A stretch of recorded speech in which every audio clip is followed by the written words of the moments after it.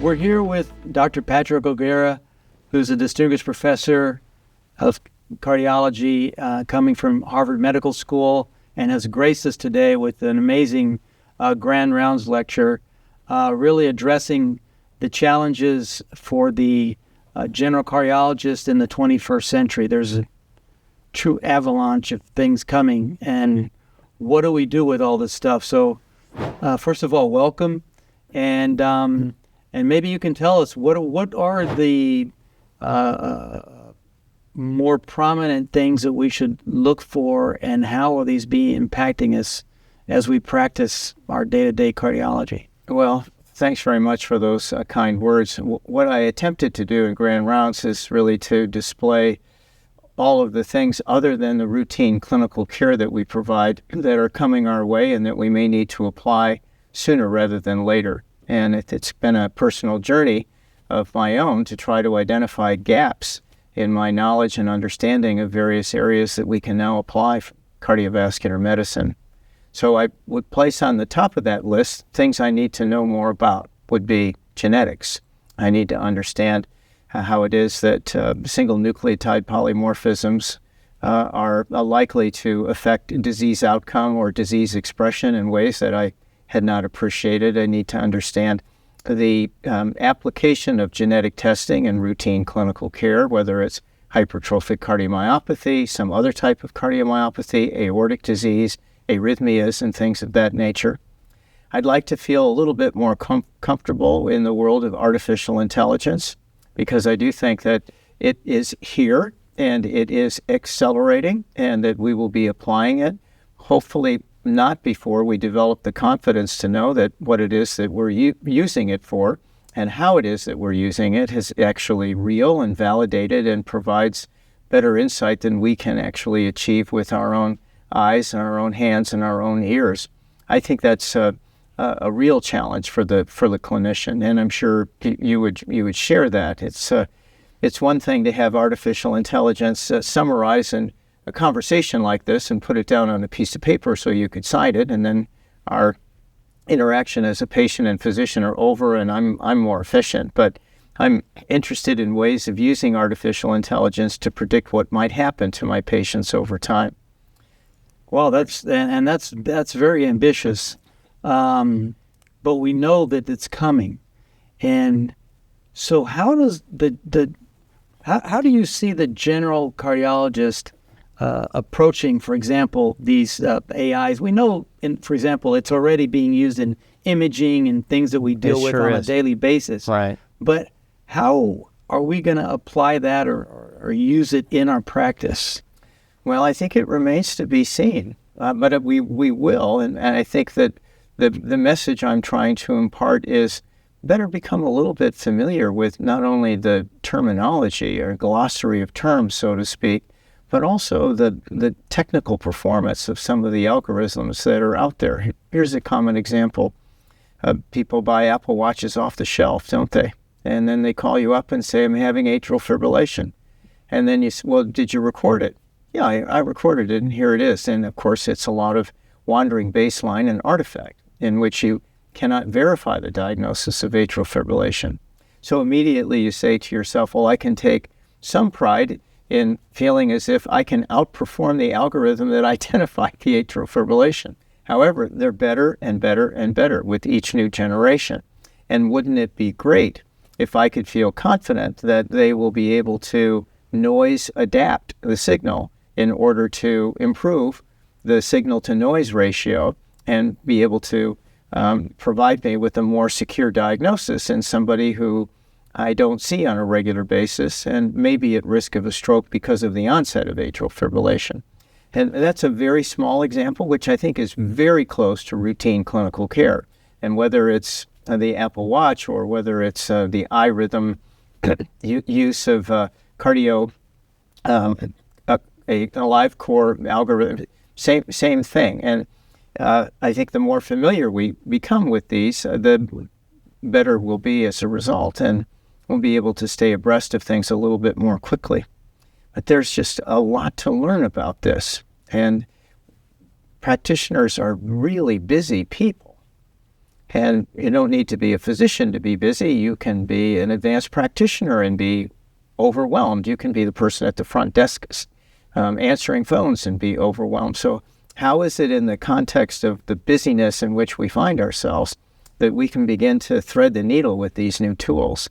So we're going to have to experiment with them. I think we're going to have to learn, possibly fail, and retry. But I think it's very likely that they will help us become better in the process, just not all at once. So I'm hearing that we need to study. We need to study.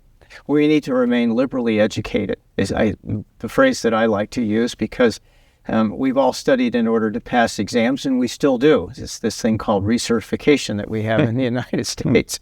And as the older you get, of course, then the hair on the back of your neck stands up even higher when you need to sit and apply yourself to a multiple choice test. But I think we need to rely on those areas of inquisitiveness that allowed us to get this far and say, well, let's take it to another step and carve out a little bit of time. And this is going to be important. And hopefully we're going to be able to do that rather than to have somebody do it for us, I think. Do you see the role of the physician change? Well, I think it's going to change to some degree, but with AI, I mean, we can take it to the extreme and say, well, we could just substitute doctors. Right. So how does that play out over time, and how do we adapt to that? Well, I think that I would start from the premise that it's a very scary proposition to envision a future without a humanistic interaction. And I'm not for it at all. And maybe we're going to star in our own sci-fi movie at some point in the future where we blow up the algorithm, for example, or send it into outer space because we've finally decided as humans that it's caused more problems than it's helped to solve. But I think that we need to regulate, obviously. We need to restrict. And I think that it would be incumbent upon us as practitioners to be in the lead role for application of these kinds of algorithms into the future. We can't blindly accept everything that's thrown our way. We have to feel confident we know what we're going to get from whatever tool it is that we use. And I hope that we're going to be able to maintain a position of leadership in this rather than being a sort of a dependent on people who are ahead of us from a technological point of view. Yes, and maybe society doesn't quite see how things evolve and think of things in sort of movie terms of doctors being substituted. But I think what you're saying is extremely important. There's a very important role for physicians, maybe even as a co-pilot to help patients through their health journey. And as we get also to more prevention emphasis in terms of disease and being able to really have an impact, so we're helping patients a great deal and educating them on many things. Right. And I think your co-pilot analogy is a very good one, with the patient as the pilot, and being able to provide them with dispassionate, objective information and waiting for them to ask the question as to what you might recommend so as not to bias their own decision or to circumvent the preferences that they may have. It's a slippery slope. Yes. Yeah. And to touch on another subject, you talk some about valvular disease and some advances, and maybe you can share with us a highlight or two. Well, sure. I think valvular heart disease has just become a very hot topic in cardiovascular medicine and intervention over the course of now close to 13, 15 years. And I think that the arrival of transcatheter therapies has been associated with a renaissance in the interest that people have in valvular heart disease. No longer really just from the perspective of the severity of the valve lesion itself, but also the consequences of that and myocardial adaptation and adverse remodeling that occurs. And we're looking at things much more precisely than we were in the past, where we waited for people to develop real problems before an intervention. Oftentimes it was too late before we did, and now we're peeling the onion back and trying to find those earlier markers for distress that may prompt us to intervene earlier, provided that we can actually do the prospective studies that say doing so is going to be helpful at least cost of harm. And I think look, for example, at what's happening in the world of aortic stenosis. I'm sure when you never even thought about an intervention on somebody with severe aortic stenosis who didn't have symptoms. Never even thought, not even on the horizon. And now, of course, there's a sense of guilt that descends upon you if you're not referring your patients as soon as they meet various echocardiographic parameters. Got to be a middle ground someplace. And the same is going to be applied to mitral valve disease. And we're still figuring out what to do with tricuspid disease, because we've been focused here, I think, in the near term on the sickest of sick patients, just like we did with other interventions and transcatheter therapies.